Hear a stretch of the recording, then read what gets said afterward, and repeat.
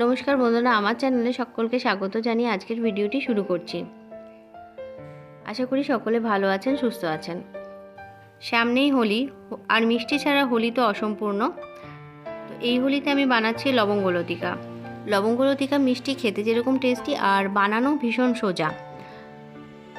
আমি বানিয়ে নিয়েছি লবঙ্গ লতিকা। চলুন আপনাদেরকে দেখাচ্ছি কীরকমভাবে বানিয়েছি। লবঙ্গ লতিকা বানানোর জন্য আমি প্রথমে ভেতরের পুরটা তৈরি করে নিচ্ছি। সেটা দুধ দিয়ে বানাবো, মাওয়া তৈরি করব। তো আগে সেটা বানিয়ে নিই। একটা কড়াই নিয়ে নিলাম।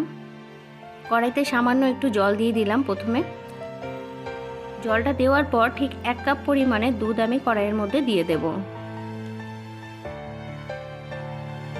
দুধটা ভালোভাবে গরম হয়ে গেলে, দুধটা ফুটে উঠলে তার মধ্যে আমি ঠিক 1 টেবিল চামচ ঘি দিয়ে দেব।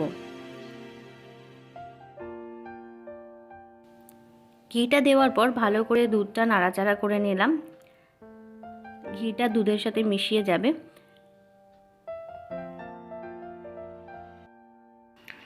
এবার আমি মেজারিং কাপের 1 কাপ মিল্ক পাউডার দুধের সাথে অ্যাড করে নিচ্ছি।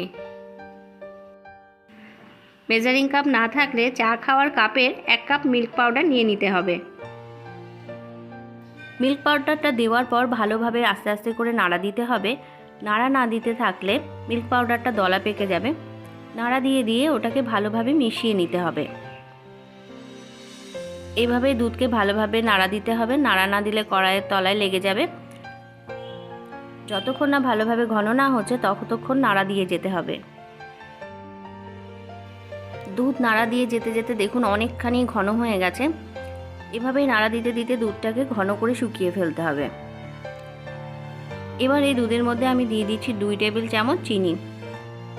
চিনিটা দিয়ে ভালোভাবে নাড়াতে হবে। চিনিটা দেওয়ার পর দুধটা আরেকটু নরম হয়ে যাবে, পাতলা হয়ে যাবে, কিন্তু ক্রমশ দুধটা নাড়িয়ে যেতে হবে। মিডিয়াম ফ্লেমে দুধটাকে জাল দিয়ে যেতে হবে, আর দুধটাকে শুকিয়ে নিতে হবে এভাবে জাল দিতে দিতে।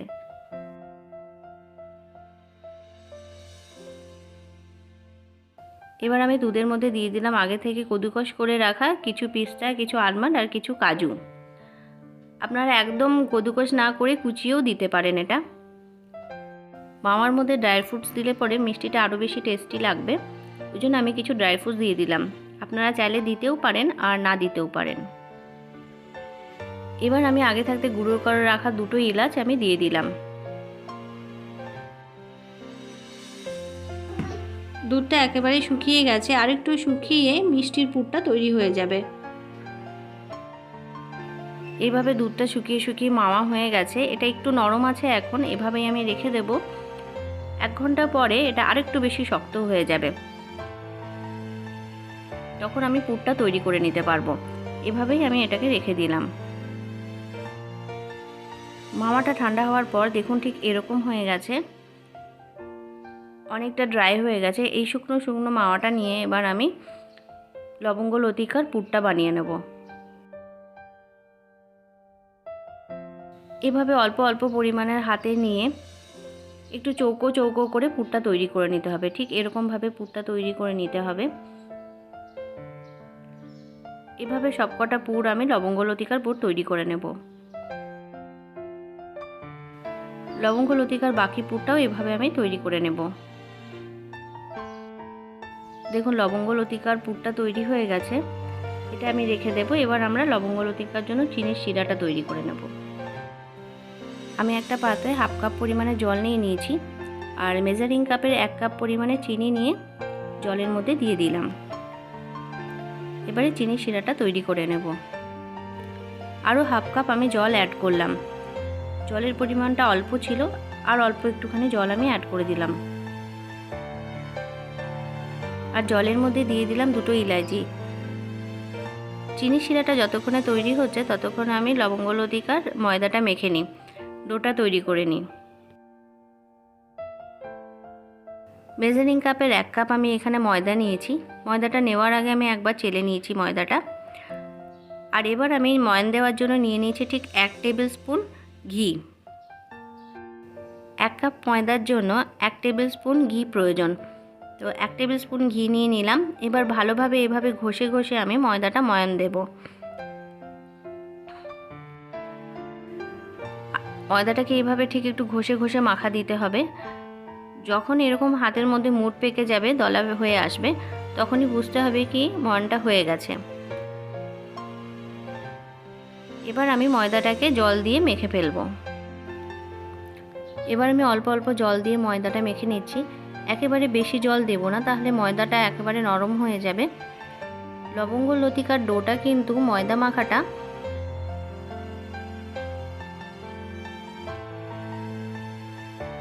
মাখাটা খুব নরম কিন্তু হবে না, একটু শক্ত হবে।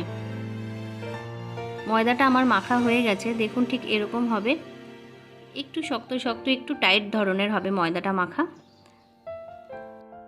আমার ময়দাটা মাখতে ঠিক হাফ কাপ জল লাগলো, বাকি জলটা আমি সরিয়ে রেখে দিলাম। ঠিক এইরকমভাবে হবে ময়দাটা মাখা। এটা আমি 10 মিনিটের জন্য ঢাকা দিয়ে রেখে দেবো, তারপর আমি বেলা শুরু করব। অন্যদিকে দেখুন আমার চিনি শিরাটা তৈরি হয়ে গেছে, সামান্য চিটচিটে হয়েছে চিনি শিরাটা, ঠিক এরকমই থাকবে, খুব পাতলা থাকবে না আর ভীষণভাবে ঘনও হবে না, আর তার তৈরি হবে না চিনি শিরাতে, কিন্তু একটু চিটচিটে হবে। 10 মিনিট পর আমি ময়দা থেকে ছোট ছোট লেচি কেটে নেব, এরকম সাইজের ঠিক ছোট ছোট লেচি কেটে নেব। এবার আমি ময়দাটা বেলে নেব, এইরকম ছোট্ট ছোট্ট করে লুচির মতন করে আমি ময়দাটা বেলে নেব। ঠিক এরকম ছোট ছোট লুচির মতন গোল গোল করে বেলে নেব। এর ভেতরে এবার আমি পুরটা দেব, মাওয়ার যে পুরটা সেটা এর ভেতরে দিয়ে দেব।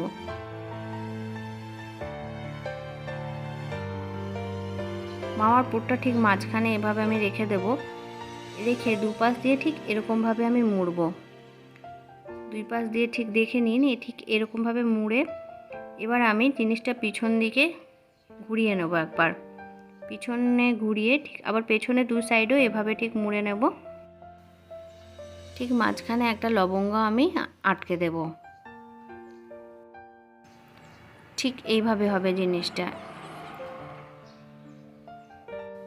আর একটা ময়দার ছোট্ট গোলা নিয়ে নিয়েছি, আবার এরকম একটা ছোট্ট লুচির মতন বেলে নিলাম। একটা ছোট্ট লুচির মতন বেলে নেওয়ার পর আবার লবঙ্গ লতিকার যে পুরটা বানিয়েছি, মাওয়ার পুরটা, সেটা আবার মাঝখানে রেখে দিলাম। আবারও ভালো করে দেখে নিন কীভাবে মুড়ছি আমি। দুপাশ দিয়ে প্রথমে এভাবে মুড়ে নেব, মুড়ে এবার আমি ওটাকে ঠিক উল্টে দেব, উল্টে আবার দুপাশ দিয়ে আমি আবার মুড়ে নেব। বাকিগুলোও আমি তৈরি করে নিচ্ছি এভাবে। মুড়ে মাঝখানে একটা আমি লবঙ্গ লাগিয়ে দেব, ঠিক এরকম ধরনের। আরেকটা লবঙ্গ লতিকা তৈরি হয়ে গেছে। এভাবে সবকটা আমি বানিয়ে নিই। দেখুন সবকটা লবঙ্গ লতিকা বানানো হয়ে গেছে, কি সুন্দর হয়েছে সবকটা দেখতে।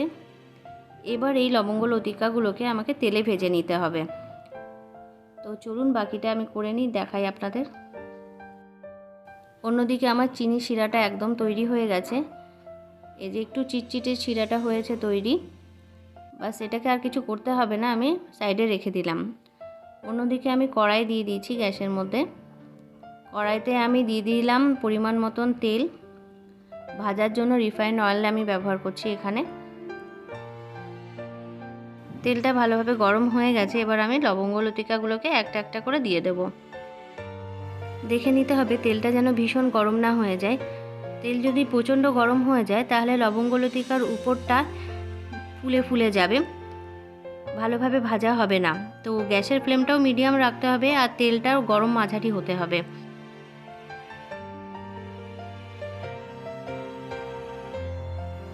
মিডিয়াম ফ্লেমে আমি লবঙ্গ লতিকাগুলোকে ভেজে নিচ্ছি। এপিট ওপিট করে উল্টে উল্টে আমি ভেজে নিচ্ছি, যাতে দুপিটি ভালোভাবে ভাজা হয়ে যায়।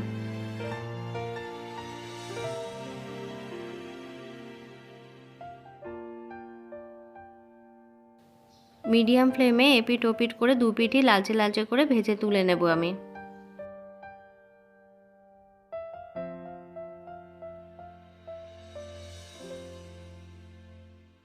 ঠিক এইরকম লালচে লালচে করে ভেজে নিতে হবে লবঙ্গ লতিকাগুলো। ভাজা হয়ে গেছে, এবার আমি এগুলোকে তুলে নিচ্ছি। তুলে আমি চিনি শিরার মধ্যে ডুবিয়ে দেব। আরও একবার লবঙ্গ লতিকাগুলোকে আমি দিয়ে দিলাম তেলের মধ্যে। মিডিয়াম ফ্লেমে ধীরে ধীরে ভেজে নিতে হবে লালচে লালচে করে। এপিঠ ওপিঠ দুই পিঠই ভালো করে ভেজে এবার আমি তুলে নেব।